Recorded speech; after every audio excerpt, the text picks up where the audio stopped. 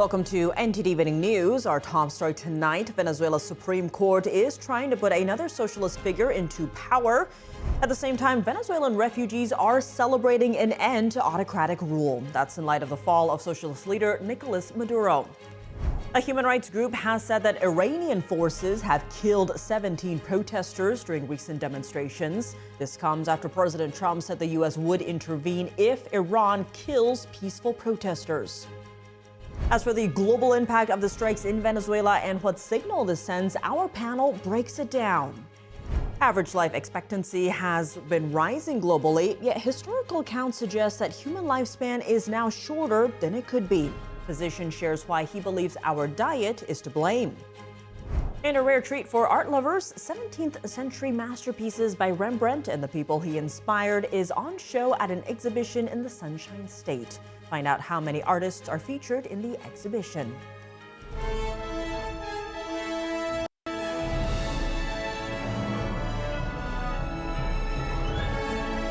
This is NTD Evening News, live from our global headquarters in New York City. Good evening and thank you for joining us tonight. I'm Tiffany Meyer. After the fall of socialist leader Nicolás Maduro, Venezuela's Supreme Court is already trying to put another socialist figure into power. Meanwhile, Venezuelan refugees are celebrating an end to autocratic rule after yesterday's military operation. NTD's international correspondent Arian Pasdar has more. Venezuelans are celebrating after the U.S. captured socialist leader Nicolás Maduro. But the country's Supreme Court is already appointing another socialist figure as the interim president. It is hereby ordered that Delcy Eloína Rodríguez Gómez, Executive Vice President of the Republic, assume and exercise all the powers, duties, and authorities inherent to the office of the president. The former vice president used to actively support the so-called socialist revolution of late Hugo Chávez. It's not clear yet how this will play out, as President Trump on Saturday said the U.S. would now, quote, run Venezuela. Homeland Security Secretary Kristi Noem told Fox News that President Trump is already speaking with the new interim leader of Venezuela. His conversations now with the vice president in Venezuela are very matter of fact and very clear. You can lead or you can get out of the way. She added that the U.S. wants to see someone lead Venezuela as a free country the U.S. can work with, rather than a dictator. Besides capturing Maduro, the U.S. also hit various military bases in Venezuela. Footage shows the aftermath of the strikes on Sunday. The plan to capture the socialist leader had been in the works for months and included detailed rehearsals. Elite U.S. troops reportedly created an exact replica of Maduro's safe house. They practiced how they would enter the strongly fortified residence to make sure the operation wouldn't fail. The U.S. quickly reopened the airspace in the Caribbean after the successful military operation. This after key airlines canceled hundreds of flights. Major companies such as United Airlines, American Airlines, Spirit and Delta already resumed flights early on Sunday. A look at air traffic from Flight Radar 24 shows that the airspace above Venezuela is still mostly empty as of Sunday afternoon. Venezuelan refugees in Colombia are now celebrating the fall of the socialist regime. We are celebrating, seeing Maduro behind bars, taken to the United States because of all the damage that man did. It's really something we've been fighting for a long time, an experience that has truly been unforgettable today. Heads of state from across the globe are weighing in as well. I want to express the entire government's support for the determined decision and action of the United States to restore freedom and justice to that part of the world as well. After hearing the U.S. captured Maduro, Argentine President Javier Milei said, quote, "Today's news is excellent news for the free world." Some countries are opting not to take a direct stance, neither for the U.S. nor for Venezuela. Canada, Germany, France, Paraguay and others are instead calling for democracy to prevail, with some saying international law must be respected. And a few countries like China, North Korea, Russia and others are directly siding with socialist Nicolás Maduro. Arian Pasdar, NTD News. Parts of Northern California are submerged after a combination of heavy rains and an ocean phenomena known as king tides. The combination is causing dangerous conditions in many coastal areas. King tides occur when the Earth, Moon, and Sun are in alignment, and when the Moon is closest to the Earth. The stronger gravitational force this causes brings tide levels higher. The northern part of the state is facing the heaviest impacts, but Southern California is also seeing flood advisories. The impact of the tides are more than what would normally have been felt due to weeks of heavy rain. Kayakers paddle down flooded streets, and some areas face risks of landslides. The area north of San Francisco took on damage, while a man died in Santa Barbara County after being swept into a creek by storms. The rain was expected to ease today, and conditions should get drier through the week. From peace talks with Ukraine to rural health care funding, plus a milestone anniversary launch, NTD's Daniel Monahan has your White House Week in Review. President Trump met Sunday with Ukrainian President Volodymyr Zelensky at his Mar-a-Lago residence in Palm Beach. The talks followed a 2-hour phone call between Trump and Russian President Putin. Trump expressed optimism that a peace agreement was in sight following the meeting. We could be very close. There are one or two very thorny issues, very tough issues, but I think we're doing very well. One such lingering issue is the heavily Russian-occupied Donbas area. This is a very difficult question. You know our position, so it's, we have to respect our law and our people. We respect the territory which we control.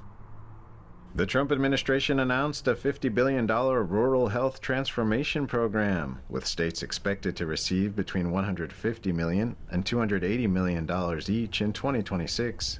Our hope is that we all get healthier in America and no longer will allow zip code dictate our life expectancy.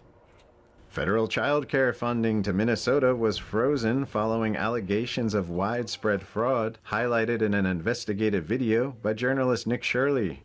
We believe the state of Minnesota has allowed scammers and fake daycares to siphon millions of taxpayer dollars over the past decade. Governor Tim Walz's office responded, calling the move a politicized attempt to defund programs that help Minnesotans. Protests over economic conditions spread across several Iranian provinces, with some demonstrations turning deadly. During a meeting with Israeli Prime Minister Benjamin Netanyahu, Trump warned Tehran against rebuilding its nuclear program.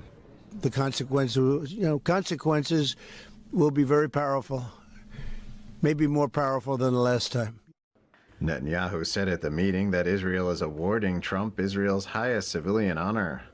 So we decided to break a convention too, or create a new one, and that is to award the Israel Prize, which in almost our 80 years, we've never awarded it to a non-Israeli, and we're going to award it this year to President Trump.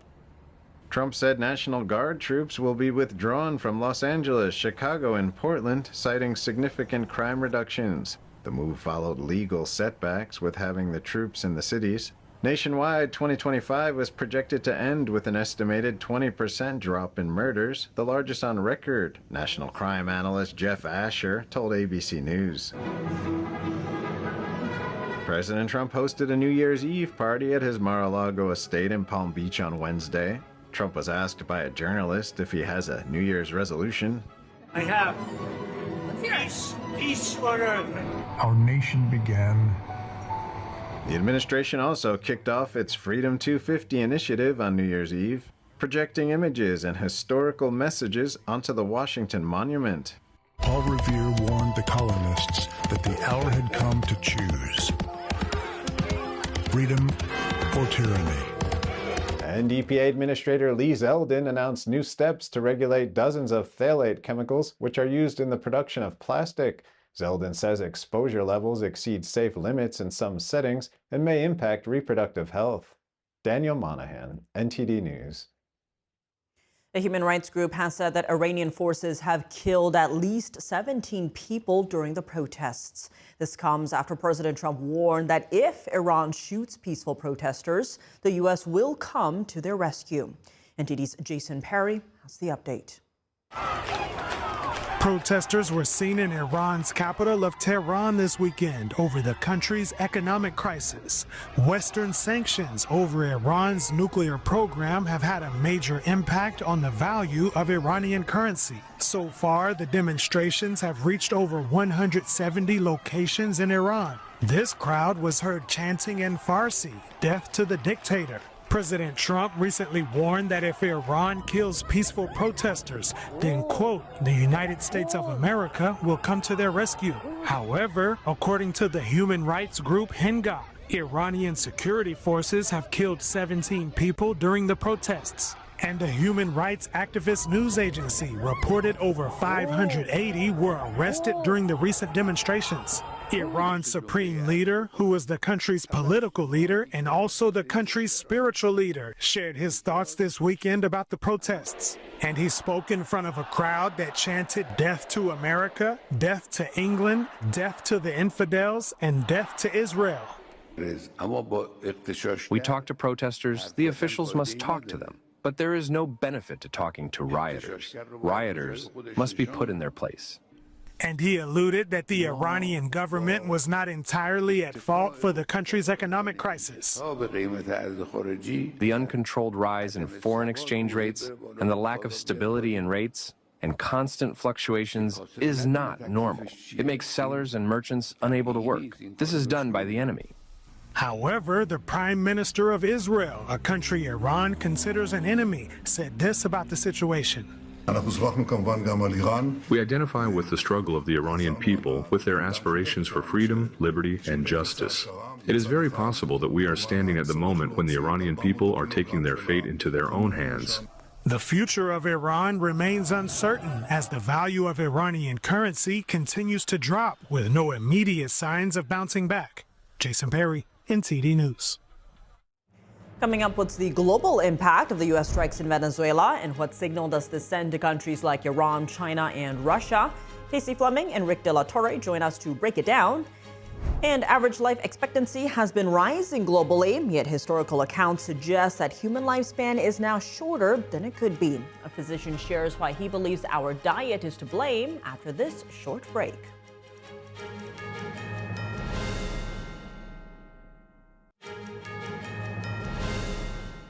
Welcome back. I'm Tiffany Meyer. The world is watching closely after U.S. forces carried out the historic capture of Venezuela's leader Nicolás Maduro yesterday. Just hours before, he met with Chinese delegates, with reports saying they were still in Venezuela when the capture took place. What will happen to Venezuela, and what message does this send to dictators around the world? Joining us now to unpack it all is Chairman and CEO of Black Ops Partners and National Security Advisor specializing in unrestricted warfare, Casey Fleming, as well as Rick De La Torre, CEO and founder of Tower Strategy and former CIA Caracas Chief of Station. Thank you both so much for joining us. Now, Rick, starting with you, there's been a lot of talk about the CIA involvement here, and as the former CIA Caracas Station Chief, how are you viewing Operation Absolute Resolve and the message it sends globally? Well, technically and tactically and operationally, I think the operation itself was near perfect in just about every way. What you witnessed was something that only the United States can do anywhere globally, and that is travel over 3,000 miles and within just a matter of a few hours completely eliminate the surface-to-air threat of that country and arrest its illegitimate leader and bring him back to New York to face justice.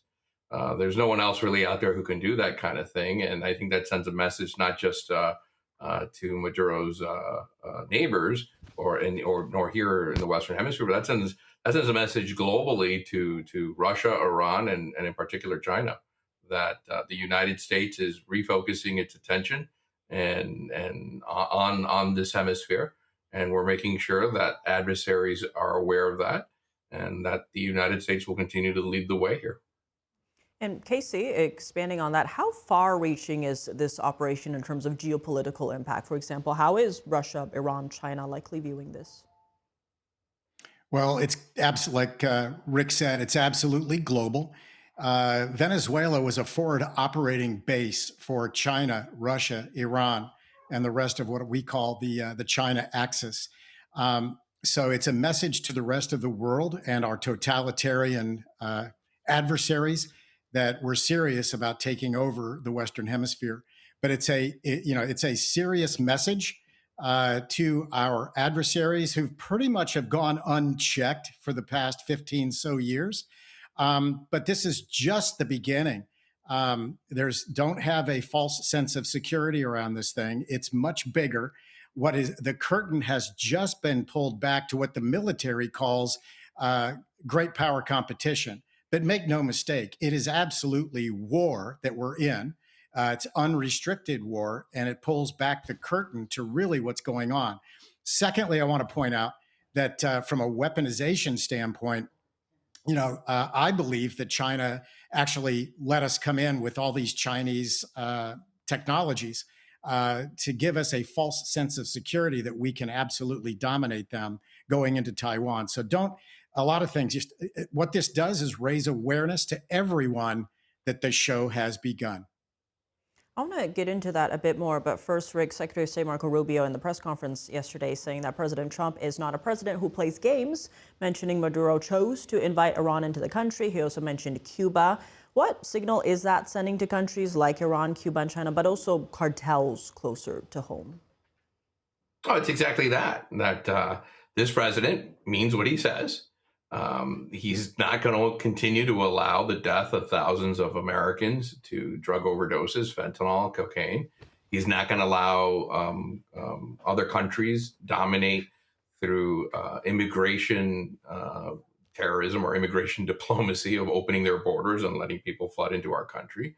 And he's not going to allow the Russians, the Chinese, the Iranians, and others to benefit from the natural resources and capabilities within Latin America. As Casey said, you're absolutely right. Venezuela served as the aircraft carrier in our hemisphere, where every enemy of ours was launching off from and continuing to spread in other areas. Luckily, now a lot of countries have woken up to this fact. They realize that deals with China in particular, but Russia also and Iran is not conducive for the people, and certainly not for democracy. And the electorate has recognized that. So we're seeing now this swing of voters electing candidates who are much more aligned with democracy and with the United States. So what happened there, I think Maduro found himself to be very, very much alone in those final hours, final days. And although even the Chinese the PRC tried to extend a hand and help at the last one, none of that mattered. That was certainly not enough. But this is, like was already stated, this is not the end. This is just the beginning. There's so much at stake now, not just in the Caribbean basin, but in Antarctica, on the Pacific side, in the Arctic Circle, around Greenland. There's so much going on that we need to focus on. And Casey, in terms of China, Maduro had just met with Chinese officials in Venezuela hours before his arrest. The two nations have been pretty close, especially when it comes to oil. How does this operation change the dynamic with China? Well, there's absolutely a currency flow that went on with transporting the oil back to China and so on. So it sends a very, very strong message back to China. It'll curb a lot of that financial transfer that goes on from the oil piece of it. But I have to restate this. We already stated it a couple of times. This is just the beginning of totalitarianism versus freedom. And I've got to plug a book. I just wrote a book. It'll be hitting the stands. It's going to print on January 20th. And it describes everything here of what's going on and what to expect and how to decode it. The name of it is called The Red Tsunami. And again, it's a book written to the American people and all free people of the world to understand and decode what is really going on behind the scenes. As I mentioned, it's just pulling the curtain back right now, and it's just the beginning. And Casey, I want to stay with you because Desert Storm during the Gulf War had a massive impact on the CCP. It resulted in two colonels writing what is now known as unrestricted warfare. Was this operation on that level? How is Beijing likely viewing this operation, and what is it taking away from it? Well, it basically puts Beijing on notice that we're for the first time that we're actually going to address unrestricted war. The two Chinese colonels that wrote the book after Desert Storm, they said, well, we can never beat America with the might that America has in the military. So we're going to do what we can do around unrestricted war, which is over 100 different methods of weakening your enemy inside, basically weakening the tree inside without really hitting the bark. So the plan is to weaken the United States and our allies and our ability to go to war and our will to fight a war through over 100 different methods. Biological war, COVID, cognitive war, TikTok, drug war, fentanyl, vaping, even digital fentanyl, which is dopamine, and all these different methods. So again, this is just pulling back the curtain for the American people and the free people of the world to understand that this is just the beginning. So it's very important. And Rick, President Trump saying we want good neighbors when asked how this is America first. What do you see as the future of Venezuela, but also the security of Americans? Well, I think our security is one step better than it was a couple days ago. Certainly, there's a lot more that needs to be done, and if we're focusing just solely on Venezuela, I think the comments about working with the current folks that were left behind in Venezuela, I think perhaps it was a bit of a garble or wasn't explained as best. I know Secretary Rubio made some attempts to kind of walk those comments back today. Obviously, it makes perfectly good sense if the entire opposition party is in a third country. Well, they can't run things today because they're not there today to run it. So we have to get the security situation in place to make sure that when people like Maria Corina Machado and others come back to Venezuela, they're then afforded the opportunity to maintain that control. So there's still a lot more cleaning up to do in Venezuela. But I'm certainly encouraged about the fact now that the United States now controls just about 50% of the world's oil supply. And that is a significant wake-up call to the folks in Beijing and in Moscow and in Tehran. We can now see in the future oil prices at around $50 a barrel. Well, that's certainly something that we now have the power to do. And that will decimate a lot of these economies, these totalitarian economies that rely so much on the extraction of oil. Rick De La Torre, Casey Fleming, thank you both so much for joining us. Thank you. Coming up, average life expectancy has been rising globally, yet historical accounts suggest that human lifespan is now shorter than it could be. A physician shares why he believes our diet is to blame. And a rare treat for art lovers, 17th century masterpieces by Rembrandt and the people he inspired is on show at an exhibition in the Sunshine State. Find out how many artists are featured in the exhibition after the break.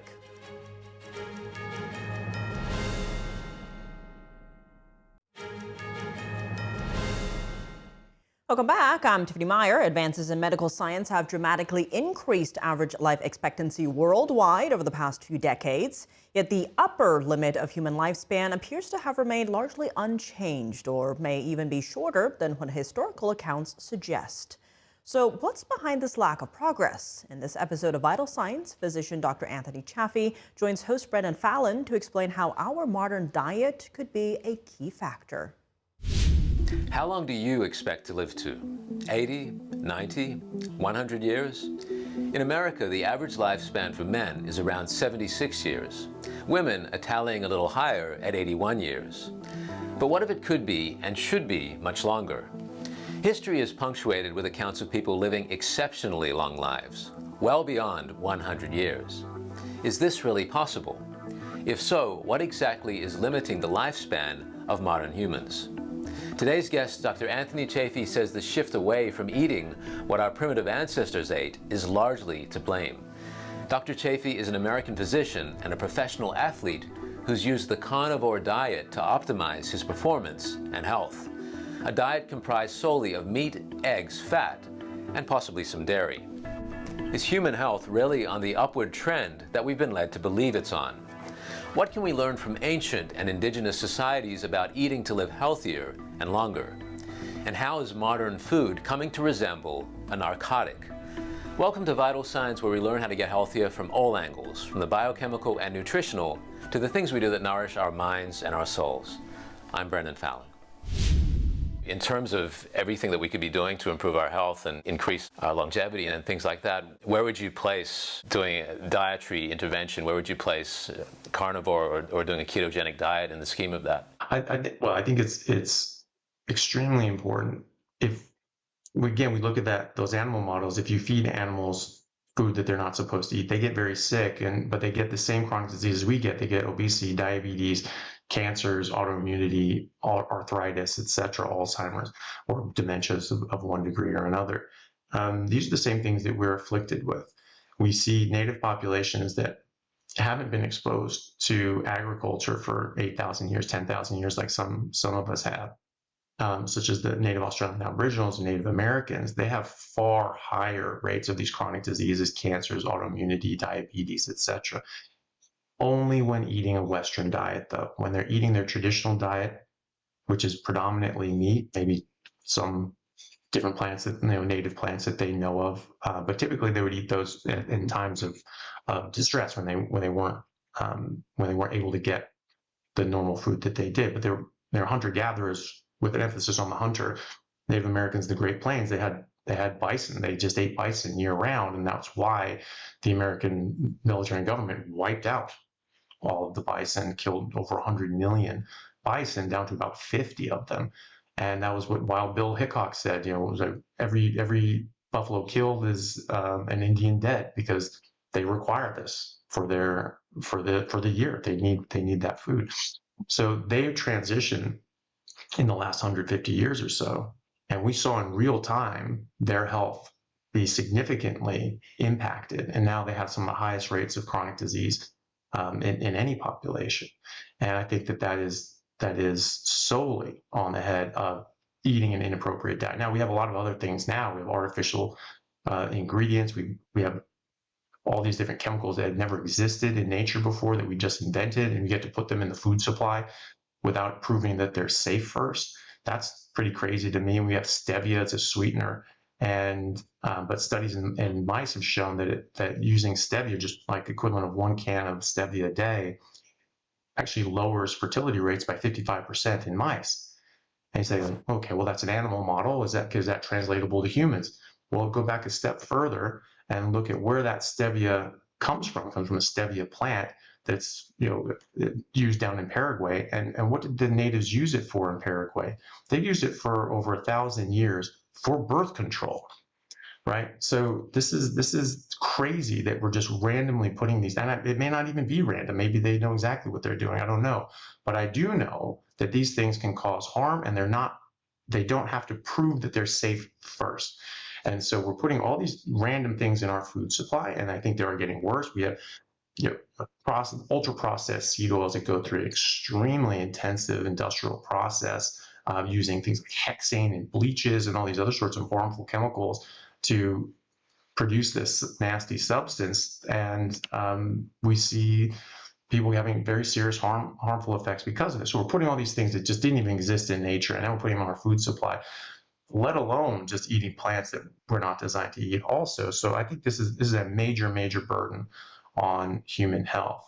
And so about 90% of the things that people die from in Western countries like Australia, like America, like Europe, 90% of them are from these so-called non-communicable chronic diseases, and it's 74% worldwide. I think the vast majority of those non-communicable chronic diseases are from eating an inappropriate diet. And all the best evidence shows that humans biologically are carnivores, and that this is what you get every single nutrient that you need in the proportion that you need it from eating fatty meat, and you get nothing that's harmful to you. Saturated fat is not harmful to you. Cholesterol is not harmful to you. Red meat does not cause cancer. That has been shown again and again and again. To see that full interview and others on how to optimize health, go to ept.ms/vital signs.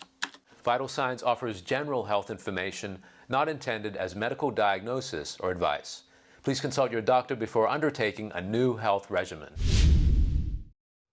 Good news for pasta lovers. The Commerce Department is rolling back proposed steep tariffs, which were set to take effect on over a dozen Italian pasta makers later this year.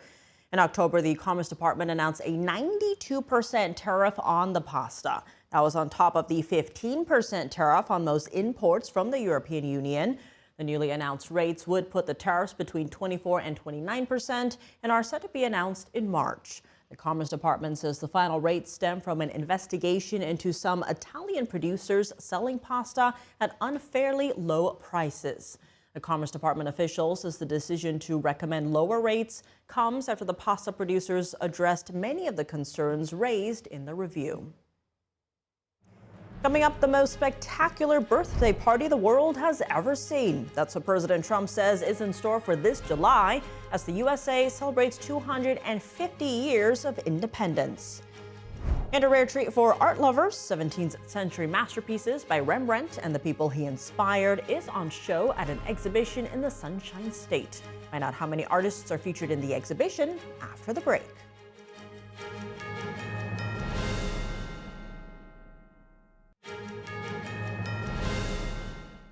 Welcome back. I'm Tiffany Meyer. America will celebrate 250 years of independence this year in July. President Trump has pledged to give America the most spectacular birthday party the world has ever seen for the occasion. NTD's Dana Monahan takes a look at what to expect this year as part of the festivities. America. Celebrations kicked off on New Year's Eve with the projection of images depicting the country's history on the Washington Monument and will continue throughout the year. Our nation began not as an idea invented in the minds of men, but as a land discovered. The illumination will take place through January 5th.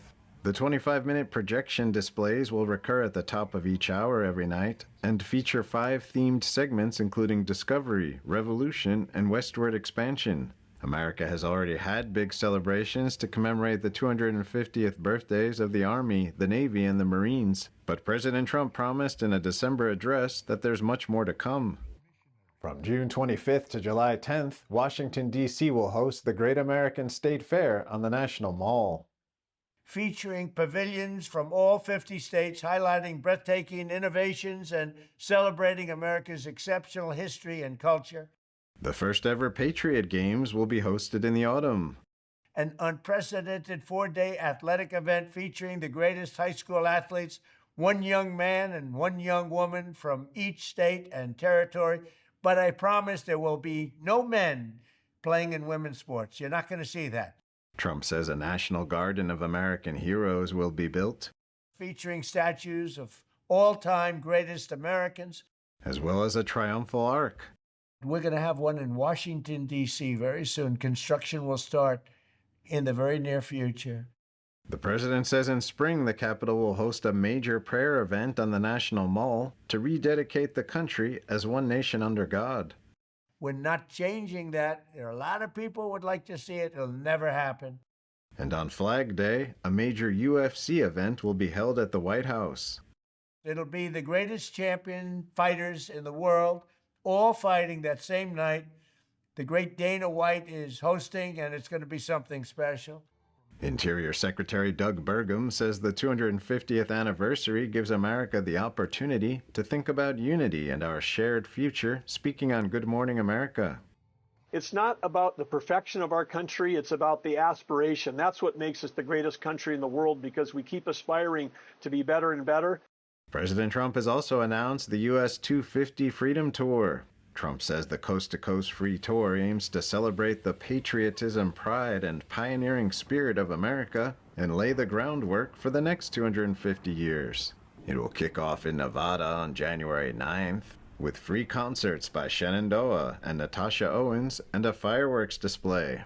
And on July 4th, Freedom 250 will commemorate the nation's 250th birthday with Salute to America on the National Mall during the Great American State Fair.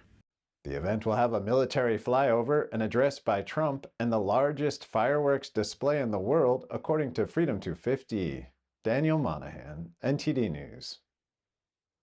The New Year is here, and revelers all across the country rang in with a super cool tradition, the polar plunge. And by super cool, we mean ice cold. One town took a freezing dip to try to break a world record. Take a look. Several thousand fearless Washingtonians rang in the new year by making a big splash, attempting to break the world record for the largest group polar plunge ever. A sea of thick-skinned Pacific Northwest participants in the town of Birch Bay waddled into icy cold waters in hopes of wading into the record books.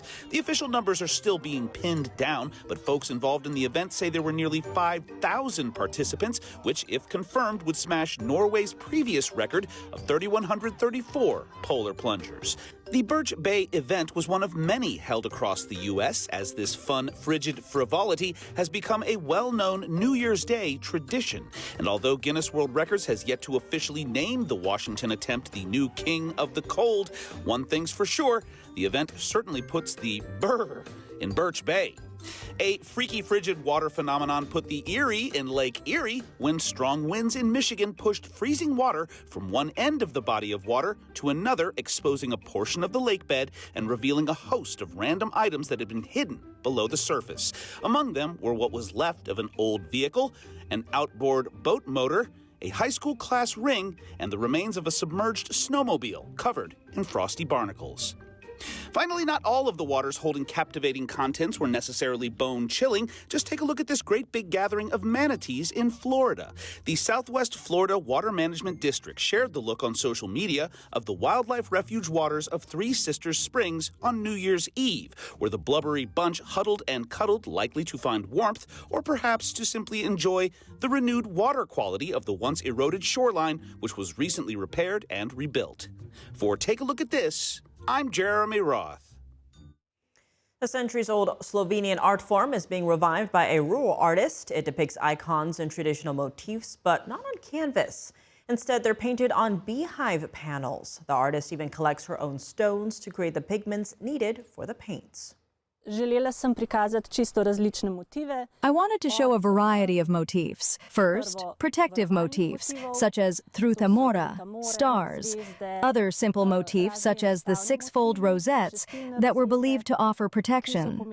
Then there are motifs with saints, satirical motifs, historical motifs, various motifs familiar to us. The artist is also an art teacher who said she got inspired to bring this Slovenian tradition to a wider audience. She says she wants to paint traditional motifs in the traditional way, and that means no shortcuts. So instead of using acrylic paints, she decided 15 years ago to start making her own paints, painstakingly grinding stones into powder before mixing them with flaxseed oil. The oldest of these traditional paintings dates back to 1785 and is now part of a museum exhibition celebrating the unique culture. Painted beehive panels are part of our agriculture heritage. They are the pearl of our heritage because they tell real-life stories of the people who lived here in the old days. They tell us about their beliefs, their way of life. They are an extraordinary witness of old times. They are unique to Slovenia, unknown in other parts of the world. The exhibition has galleries entirely reserved for the so-called bee art, not only as a cultural display, but to celebrate the art of beekeeping in Slovenia. A cyclist in Baltimore is turning lost hubcaps into unique pieces of art. He's found hundreds during his rides through the city, giving him plenty of material for his large works. NTD's Andrew Thomas has more on the artist. This large bust of Snoopy the dog is made entirely out of hubcaps. Cyclist Barnaby Wickham is the artist behind the work. He's collected more than 700 hubcaps over the last 2 years riding around Baltimore. Partway through the year, I was like, what are we going to do with all these things? So that's when I started to think about, maybe we could create some sort of sculpture. His unusual artwork has drawn the attention of his local community, so residents would give him a heads up when they saw a hubcap he could use for his pieces. So they would send me a pin on a map by text, or sometimes they would send a photo with the street location. The hubcaps have also been an opportunity for Wickham to see a side of Baltimore he wouldn't otherwise. This whole journey has really caused me to get out to a lot of places that I wouldn't necessarily get to, because I get these tips and it's taking me to a place that I've never been before. As long as cars are losing hubcaps, Wickham should have plenty of material to work with. Andrew Thomas, NTD News. A rare treat for art lovers in Florida, 17th century masterpieces by Rembrandt and the people he inspired is on show at an exhibition in the Sunshine State. So this exhibit is called Art and Life in Rembrandt's Time, Masterpieces from the Leiden Collection. And essentially what we're looking at here is 76 paintings that span the 17th century, all made by Rembrandt and his contemporaries or even people in his circle that he taught. So you have a few generations, but they all worked and were active in the 17th century in the Netherlands. Rembrandt van Rijn was really one of the most influential painters of all of art history. He's really well known for bringing a formal sense of realism into these compositions where artists before were much more focused on ideas of idealism or painting the perfect human form. Rembrandt kind of threw that all away and said, I'm going to paint people the way that we see them. 17th century art has come to Florida. 27 artists are included in the exhibition. The artwork depicts everyday life in 17th century Netherlands, including portraits of merchants, scenes of people eating, praying, or playing music, as well as allegorical paintings that conveyed moral lessons. Rembrandt and the other artists featured in the exhibit are known for their hyper-realistic techniques, capturing the details and emotions of their subjects in a way that brings them to life on the canvas.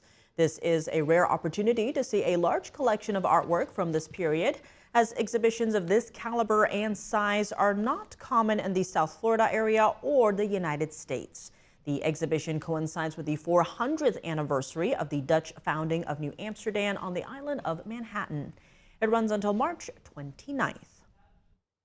That's all for today's news. For round-the-clock coverage, visit us at ntd.com/live or download our NTD app.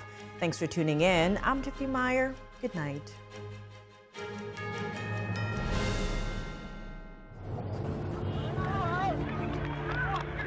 There are real consequences to controlled media.